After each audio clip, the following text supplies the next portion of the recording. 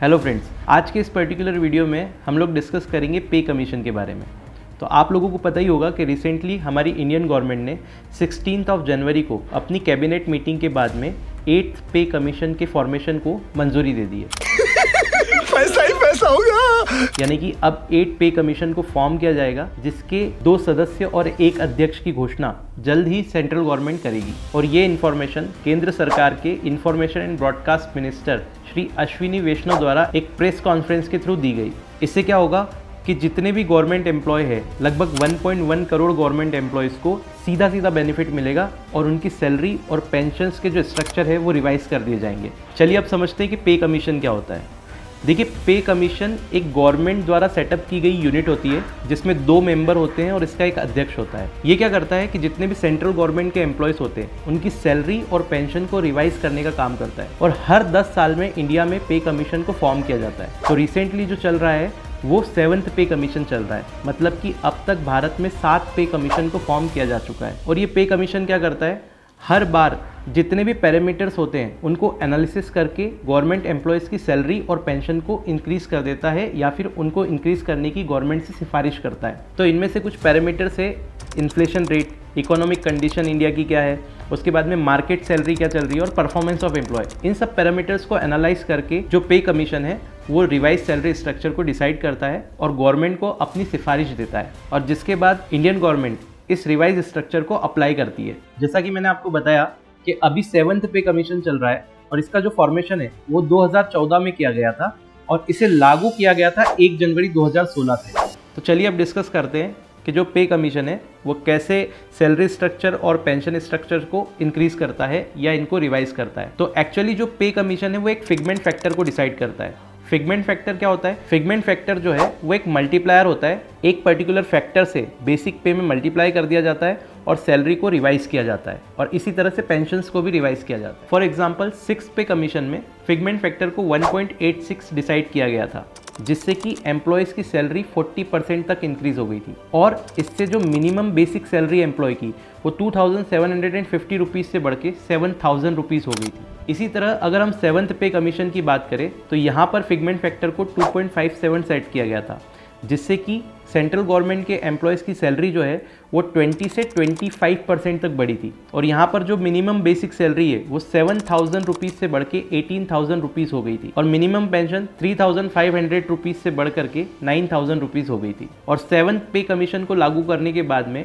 Overall government को 1 लाख करोड़ रुपए का एक्स्ट्रा एक्सपेंसेस बियर करना पड़ा था। अब देखिए, कुछ लोग यहाँ पर फिगमेंट फैक्टर को बहुत गलत तरीके से समझा रहे हैं। वो बोल रहे हैं कि आपकी जो सैलरी है अगर फिगमेंट फैक्टर 2.5 रहा तो 2.5 गुना हो जाएगी सीधे से, जबकि ऐसा नहीं है। इसको हम एक एग्जाम्पल से समझते हैं। यहाँ पर जो भी वैल्यू मैं डिसाइड कर रहा हूँ एग्जाम्पल में, चाहे वो बेसिक पे हो, डीए हो, एचआरए, टीए, ये मैं मन से ले रहा हूँ आपको समझाने के लिए। तो लेट अज्यूम 7th पे कमीशन के अंडर किसी गवर्नमेंट एम्प्लॉय की बेसिक पे जो बनता है वो 10,000 रुपये बनता है, मान लीजिए। तो अभी जो करेंटली जो डीए चल रहा है वो 53% चल रहा है। डीए क्या होता है? ये एक डियरनेस अलाउंस होता है जो सेंट्रल गवर्नमेंट अपने एम्प्लॉय को देती है, और जैसे जैसे इन्फ्लेशन बढ़ता चला जाता है उसके साथ में ही हर साल एम्प्लॉयज़ का डीए भी बढ़ता चला जाता है। तो अभी रिसेंटली जुलाई 2024 में इस डीए को बढ़ाकर 53% कर दिया गया था। तो करेंटली जो डीए है एम्प्लॉयज़ को मिलने वाला वो 53% है। तो मान लीजिए कि यहाँ पे बेसिक पे आपका 10,000 रुपीज़ हो गया, इसमें 53% अगर डीए जोड़ा जाए तो 5300 रुपये डीए बनेगा। और इसके बाद मैं मान लेता हूँ मोटा मोटा कि एचआरए और टीए मिला के 5000 रुपये ये मिलता है। तो कुल सैलरी आपका जो बनता है वो 20,300 रुपये मान लीजिए बन रहा है। अप्रॉक्सीमेट इसको कैलकुलेशन के लिए हम 20,000 मान लेते हैं कि कुल सैलरी 20,000 बढ़ा। अब देखिए, जब नया पे कमीशन आएगा तो वो क्या करेगा, जितना भी डीए है उसको आपके बेसिक के साथ एडजस्ट करके और उसमें कुछ इंक्रीमेंट कर देगा। ये वो डिसाइड करेगा आपके फिगमेंट फैक्टर से। तो मान लीजिए इस बार अगर फिगमेंट फैक्टर 2 रहता है, फॉर एग्जांपल मैं मान लेता हूँ कि 2 रहता है, तो बेसिक पे जो है वो 10,000 है, तो इसको 2 से मल्टीप्लाई किया जाएगा तो आपका बेसिक पे बनेगा 20,000 रुपये। और जो डीए है वापस से वो रिवाइज हो चुका है, इसलिए वो 0% होगा। अब ये करेंटली आपको 0% मिलेगा, लेकिन जैसे जैसे साल दर साल बढ़ता चला जाएगा वैसे वैसे डीए भी वापस से बढ़ता चला जाएगा, और फिर आगे जाके 9th पे कमीशन लगेगा और इस प्रोसेस को वापस से रिवाइज किया जाएगा। आई होप आप समझ गए होंगे। और वापस से मैं मान लेता हूँ कि टीए और एचआरए यहाँ पे जो है वो 5,000 रुपये है, तो इस तरह से आपकी जो सैलरी हो जाती है वो 25,000 रुपये हो जाती है।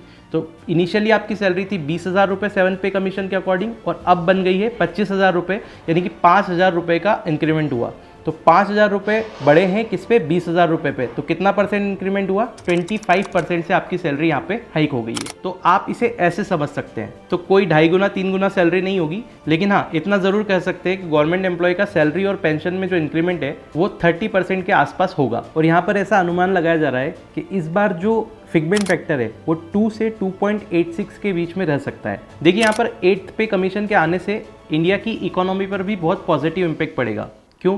क्योंकि अगर आपको इकोनॉमी को बूस्ट करना है तो सिंपल सा फंडा है कि लोगों के हाथ में पैसा दे दीजिए। और गवर्नमेंट क्या कर रही है कि लोगों को पैसा दे रही है, मतलब कि उनकी सैलरी को इंक्रीज कर रही है। तो जब सैलरी इंक्रीज होगी तो एम्प्लॉयज़ की या लोगों की कहें परचेसिंग पावर बढ़ेगी। परचेसिंग पावर बढ़ेगी तो consumption of goods and services भी बढ़ेगा। इसके बढ़ने से डिमांड बढ़ेगी, डिमांड बढ़ने से प्रोडक्शन बढ़ेगा, और प्रोडक्शन बढ़ने से इंडस्ट्री सेटअप होगी। और ये सब होगा तो गवर्नमेंट को टैक्स रिकवरी भी वापस से अच्छी होगी। तो अल्टीमेटली कहा जाए तो बेनिफिट ही बेनिफिट है। इकोनॉमी की दृष्टि से देखा जाए तो ये ओवरऑल इकोनॉमी को इंडिया की बूस्ट ही करेगा। आई होप आपको ये वीडियो पसंद आई होगी। अगर आपको ये एनालिसिस अच्छा लगा है तो आप इस वीडियो को लाइक कीजिए, अपने दोस्तों में शेयर कीजिए, और हम मिलेंगे ऐसे ही किसी नेक्स्ट टॉपिक के साथ। Thanks for watching. नमस्कार।